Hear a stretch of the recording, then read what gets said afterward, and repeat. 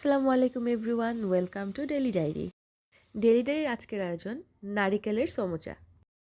আমি জানি নামটা খুবই ইউনিক হলেও সকলেই কিন্তু এর সাথে পরিচিত, কিন্তু অনেকেই হয়তো প্রসেসটা জানেন না। তাই সকলের সুবিধার্থে আজকে আমরা ফুল রেসিপিটা নিয়ে এসেছি।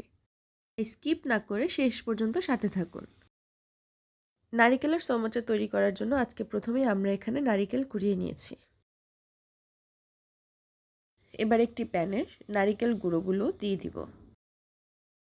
এবার এখানে এলাচ, দারচিনি, তেজপাতা সব কিছু একসাথে দিয়ে কিছুক্ষণ ভেজে নিব। এবার আমরা এখানে গুড় দিয়ে দিচ্ছি। আপনারা যেরকম মিষ্টি পছন্দ করেন সেরকম মিষ্টি অ্যাড করে নিতে পারেন। গুড় আর নারকেল সম্পূর্ণ একসাথে ভেজে নিতে হবে। যতক্ষণ পর্যন্ত নারিকেলে পানি থাকবে ততক্ষণ পর্যন্ত আমরা নারিকেলটা ভেজে নিব। নারকেল ভাজা হয়ে গেলে কিছুটা ঠান্ডা হয়ে যাওয়ার পর এতে যে আমরা তেজপাতা আর এলাচগুলো দিয়েছিলাম সেগুলো সম্পূর্ণ আলাদা করে নিতে হবে।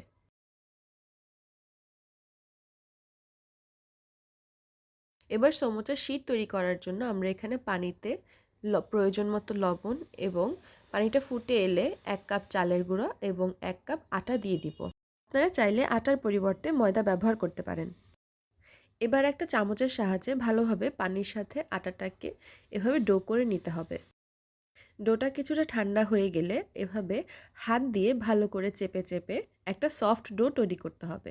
আপনারা হয়তো দেখেই বুঝতে পারছেন কতটা সফট হয়েছে। এবার রুটি বানানোর জন্য আমরা এখানে ছোট ছোট করে লেচি নিয়ে নিচ্ছি। এবার আমরা একটা রুটি তৈরি করে নিব। আমরা রেগুলার যেরকম রুটি খাই সেরকমই রুটি করব, খুব বেশি পাতলা না আবার খুব বেশি মোটাও না। সবগুলো রুটি হয়ে গেলে আমরা এভাবে রেখে সবগুলো একসাথে 2 ভাগ করে নিব। এবার রুটির একটা ভাগ নিয়ে আমরা এভাবে 3 কোনা করে তার ভিতরে নারিকেলের পুরটা দিয়ে দিব। এরপর হাতে চেপে সুন্দরভাবে ডিজাইন দিয়ে দিব। আপনারা যে যেরকম ডিজাইন পছন্দ করেন সেরকম দিতে পারেন, তবে খেয়াল রাখতে হবে এটা যেন ভাজার সময় খুলে না যায়। এভাবে করেই আমরা সবগুলো সমোচা তৈরি করে নিয়েছি।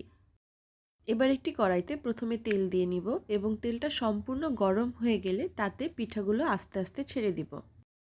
মোচাগুলো যখন ব্রাউন কালার হয়ে আসবে তখন আমরা ভালোভাবে তেল ঝেড়ে প্লেটে নিয়ে নিব। এভাবেই তৈরি হয়ে গেল আজকের নারিকেলের সমোচা।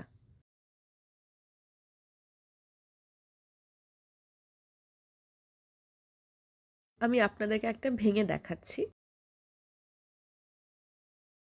দেখুন ভিতরটা ঠিক কতটা জুসি হয়েছে। পিঠাটা কিন্তু সব বয়সের মানুষেরই খুব পছন্দের। এতক্ষণ সাথে থাকার জন্য অসংখ্য ধন্যবাদ। আসসালামু আলাইকুম।